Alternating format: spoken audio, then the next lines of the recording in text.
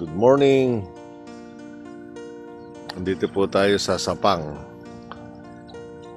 Boundary po ito ng Buga, Sapang.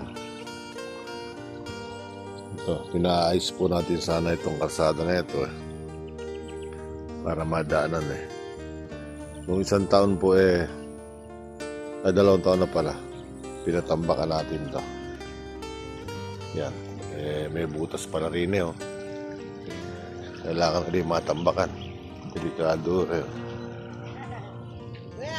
Ano ba balita riyan? Punta pa ako din kay Tata Peles. Oo. Wala makakaraan yata.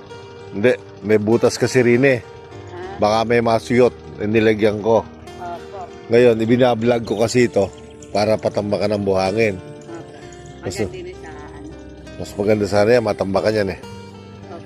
Para mas maganda. Dati kasi yan, buo itong karsada na ito.